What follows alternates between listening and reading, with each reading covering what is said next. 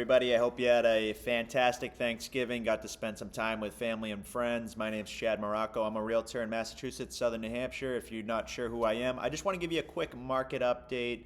That way, people that maybe aren't looking at this every day like myself have an idea of what's happening currently in the local real estate market, both Southern New Hampshire, Massachusetts. So keep it simple. We're going to be looking first at single family houses that are active on the New Hampshire MLS, specifically in Rockingham County. So that's a big part of Southern New Hampshire.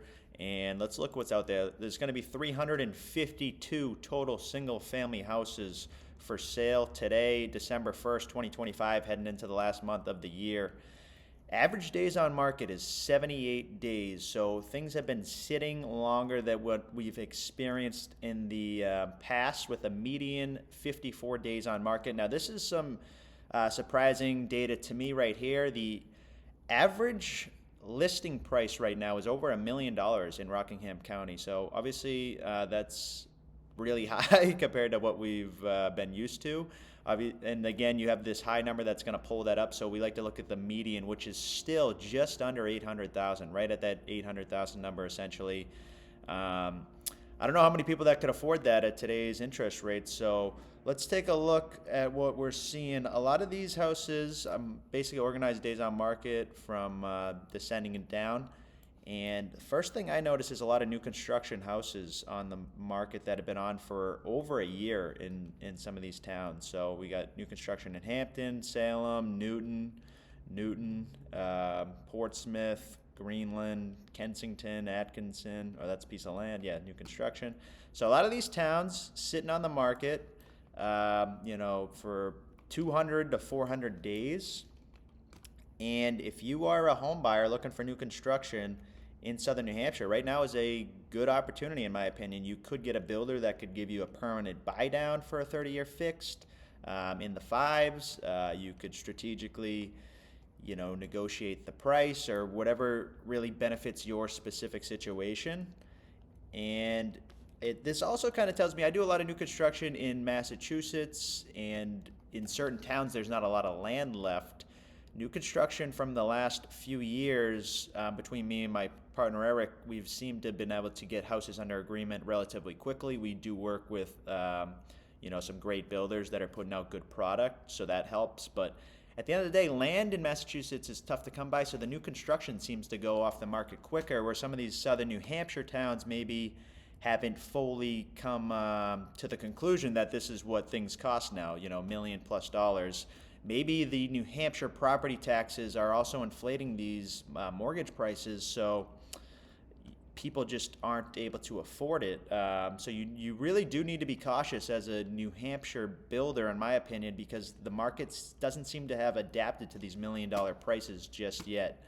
Let's take a quick look. This is Dracut, Mass, where I grew up. So the single-family houses in Massachusetts here, Dracut, 15 single-family houses, not a ton. I think the average should be closer to 25, 35. Last year, we got down to like 3 at one point during the winter time. During the winter, you're going to have less single-family houses. Obviously, springtime, you'll have more. The average list price, just under 700,000, which is crazy.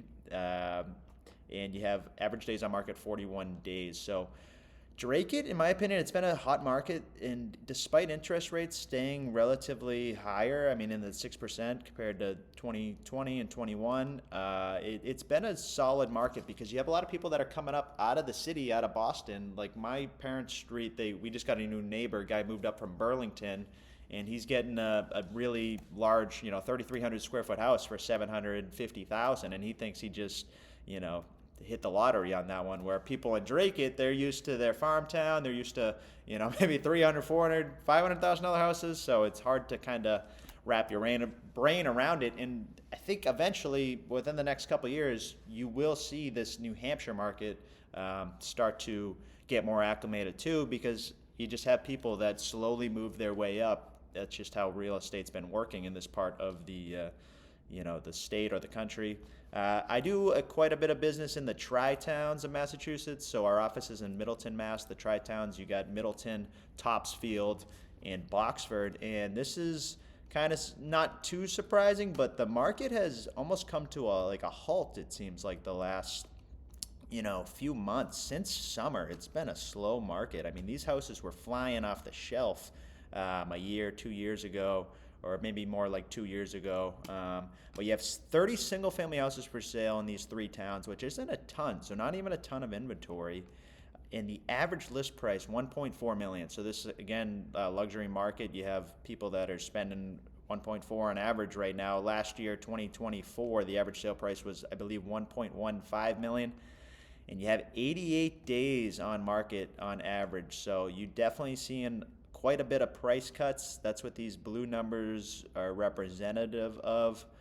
And again, the luxury market right now is just, it seems like it's slow. It's in a standstill, not a ton of action, not a lot of movement. A lot of these houses sitting on the market 100+ days. So let's take a quick look at the mortgage rates over the last 5 years, because this is what is going to tell the story. I remember getting into real estate right around this early 2021 time frame, and I remember having some family members, cousins competing for houses at the end of 2020. So you had COVID and then these 2.7% interest rates at the end of 2020. The market was just booming. I remember 10 plus offers on houses. People couldn't compete unless you waived every possible thing or had cash.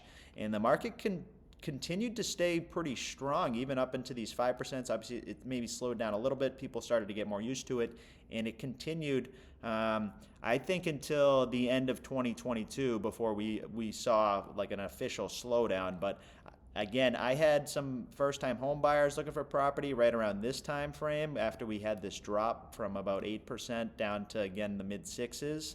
And it got really competitive again, where people were waiving home inspections on properties with septic systems that they knew nothing about. It was pretty crazy, so the market was pretty hot. And then I'd say towards the summer of last year is when we started to see a slight slowdown. It almost seemed like everybody that wanted to get a house had kind of got one, despite interest rates coming down again.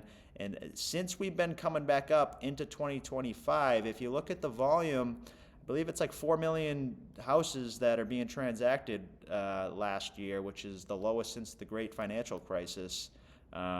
We have not had a ton of movement. So a lot of people have been saying the housing market is essentially stuck right now because you got so many people that maybe acquired property or refinanced during this time frame, and they just can't come to the conclusion that they're ready to give up that wonderful payment or the wonderful interest rate, so they'd rather stay in a place that isn't necessarily maybe what they want right now, in hopes that we could get some better interest rates in the future. So right now we're looking at a 6.23 on a 30-year and a 5.51. This is just FreddieMac.com that I'm pointing out. So these things are constantly changing, but that kind of tells the story. So if anybody wants to have a conversation about real estate, I love this stuff. I'm looking at it every day. I've love to give you a second opinion if you're considering buying or selling. If you're buying, I think there's opportunity out there right now, especially over the winter time, because there's less people looking, and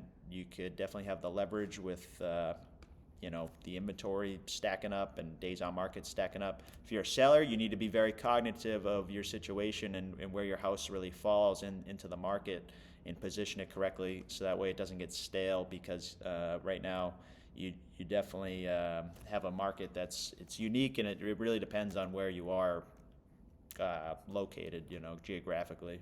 But all right, I'm done babbling. Have a good day, guys.